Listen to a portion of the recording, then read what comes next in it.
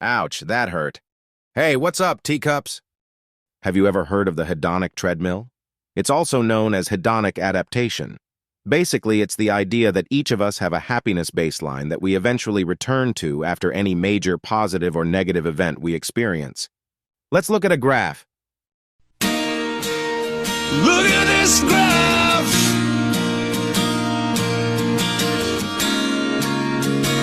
Not that one, this one. This line is our happiness baseline, and the wavy line is our fluctuation in happiness. If something amazing happens, like we win the lottery, or our favorite talcum powder comes back in stock at our local supermarket, our happiness goes up. But eventually, our happiness returns to its base level. The same goes for bad things that happen to us. Maybe we lose our job or we get slapped in the face by a wet diaper that got caught in the wind. Eventually, the feelings from our misfortune subside and we get back to our happiness baseline.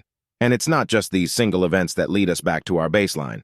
Longer changes like moving to a new house or losing a limb, while both good and bad initially, our general happiness will mosey on back to our baseline. Philip Brickman was one of the first to investigate the hedonic treadmill. In 1978, Brickman and some of his science buddies compared the reported happiness of lottery winners and accident victims to a control group. The lottery winners had an extremely positive experience, we're talking big money, but it didn't take them too long to adapt to it. Eventually, they were no more happy than they were before they won the lotto. The same goes for the accident victims. These weren't small accidents like breaking your pinky toe. No, they were extremely negative experiences. The victims lost the use of their legs. They became paraplegics. But even so, eventually, their happiness levels typically went back to their baseline. Having a set happiness baseline may not be such a bad thing after all.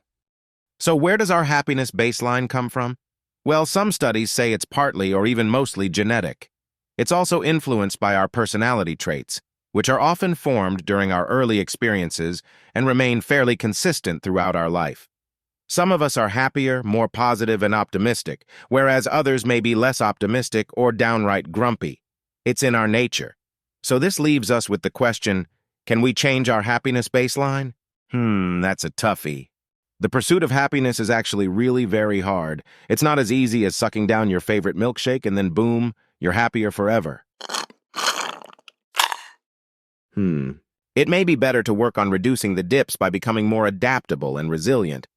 There are several ways we can do this. Social connection and being grateful for what we have will reduce the dips and perhaps get you back to your baseline pretty quickly. Maybe I don't have the coolest car in the world, but at least I have my 1992 steel road bike and some leftover pizza in the fridge. Resilience, man. We can also try to limit materialistic pursuits such as buying things we don't really need just to give us a happiness boost. It's only temporary, and when we do it often enough, we become desensitized to it. So we want more and more to get the same amount of happiness. And eventually, nothing we buy will make us happy. Remember, it's a treadmill, we're not really moving forward. We should also learn to savor any positive experiences we have. Really enjoy them. A cup of tea, for instance. Drink it slowly, let the steam flirt with your eyelashes, and feel the warmth in your hands. Don't think about the bills you've got to pay or our impending doom. You'll just find yourself with an empty cup, wondering where it all went. And of course, there's one more thing to consider. Our good old friend, exercise. It's a staple of stability, and stability is important for happiness. It's like treating yourself, giving your body and mind what it needs. Go for a run or a swim or something, and do it regularly. It will certainly bring you closer to happiness than eating a donut every time you want to treat yourself.